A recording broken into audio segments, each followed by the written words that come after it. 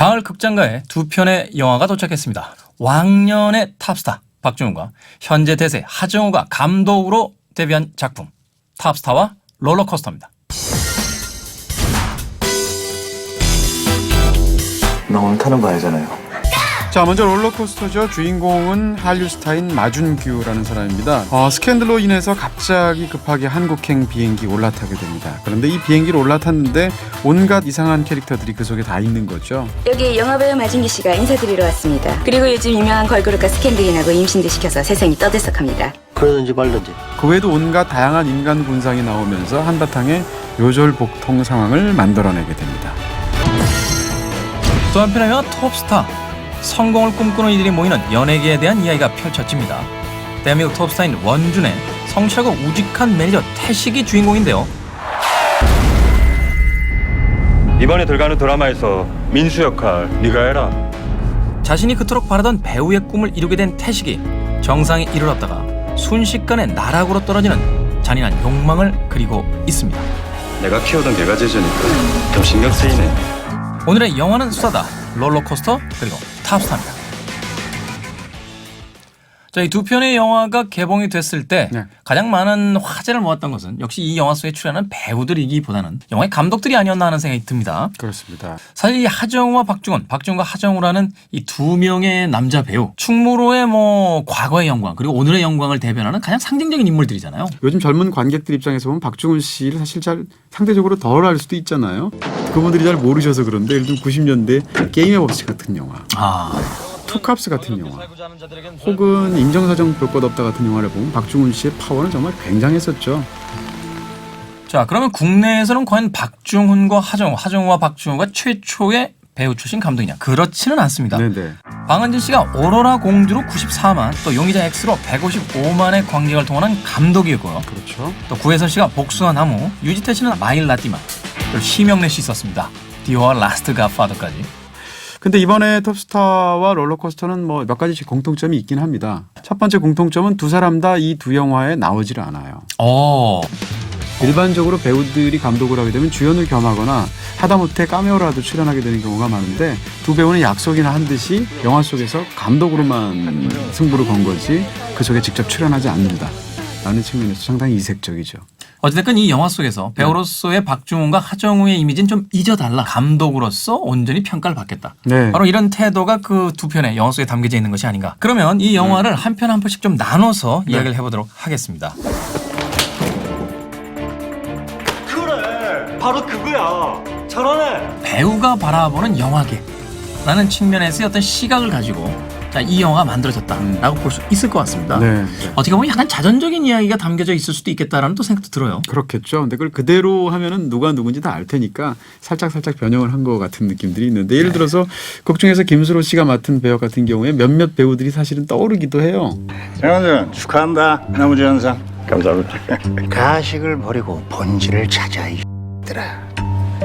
그런 의미에서 연예계의 어떤 뒤쪽을 우리가 거울로 이렇게 살짝 들여다보는 것 같은 그런 재미들이 이 영화 속에 있죠. 그런가 하면 하정우의 연출이 돋보였던 롤러코스터. 이 작품은 사실 영화를 보면서 느낀 건데 국내에는 없었던 장르의 영화가 아닌가 하는 생각이 들 정도로 굉장히 독특한 모양새와 그 형태를 가지고 있습니다. 네네. 특히나 그 커튼이 쳐진 뒤에 승객들과 이제 괴리된 상태에서 승무원들끼리 나누는 그 대사를 보면 네네. 마치 그 만담을 하듯이 그렇습니다. 아주 그 맛의 어떤 말의 맛을 살리는. 아가씨. 네!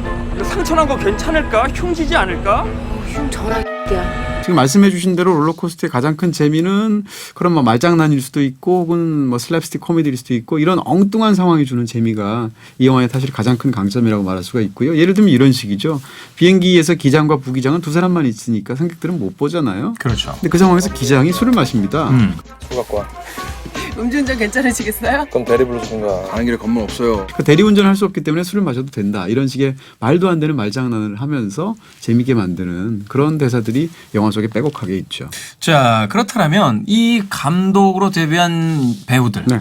과연 100% 우리가 만족할 만한 연출력을 보여줬느냐. 네. 거기에 대해서는 약간의 또 의문이 또 생기는 것은 어쩔 수 없습니다. 롤러코스터의 경우는 뭐라고 그럴까요? 개별적인 그런 말장난 개그나 상황이나 이런 것들은 재밌는 경우가 많아요. 근데 영화를 전체적으로 전체적으로 보면 이런 것들이 너무 분산되어 있다는 느낌이 들고 네. 영화가 너무 에피소드 중심으로 되어 있어서 구심력이 너무 약한 게 아닌가 이런 느낌이 있고요. 극 중에서 대사를 주고받을 때 너무 빨리 주고받습니다. 그렇죠. 사실 그 모두가 똑같은 말투로 그 서로의 어떤 랠리를 하듯이 대사를 해버리니까 여러 사람들이 얽혀 있음에도 불구하고 각각의 개성은 그렇게 잘 드러나지 않는 듯한 느낌이 좀 있거든요. 장현대 선생님 면도를 하다 비웠고요. 4kg 소독을 했거든요. 괜찮을지 모르겠네요. 괜찮아요. 잘 대처했어요? 선생님 거기 아니에요 여기에요. 잠시만요. 아주 잘했어요. 일상생활에 지장 없을 거예요. 감사합니다. 근데 그 빨리 주고받는 것이 사실 리듬을 만들어내는 굉장히 그리고 또 그걸 스피디하게 만들어내는 순기능도 있겠지만 이 영화 같은 경우에는 역기능이 더 많았을 수도 있겠다라는 생각이 드는 거예요. 톱스타의 경우도 얘기를 해야 될 것 같은데요. 톱스타의 경우에 아쉬운 점은 오히려 연기력에 있었던 것 같아요. 저는.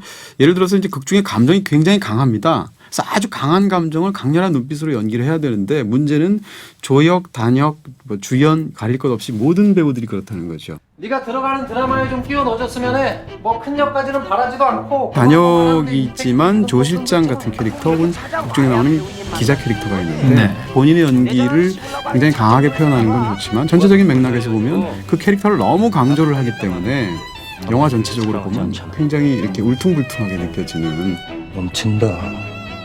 김태식이.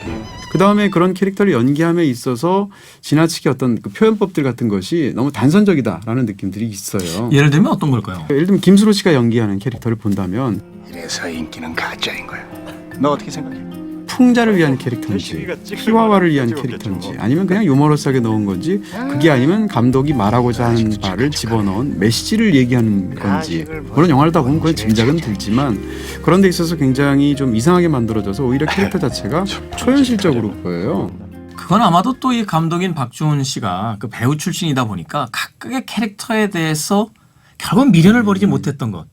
모든 캐릭터에 대해서 애정을 갖고 집착했던 것들이 가져온 또 결과가 아닐까 하는 또 생각이 또 드네요. 근데 어쨌건 관객 입장에서는 그런 것들이 굉장히 큰 부담으로 다가오는 그리고 또 오히려 영화 자체를 평면적으로 만드는 그런 부분이 있지 않았을까 싶은 거죠.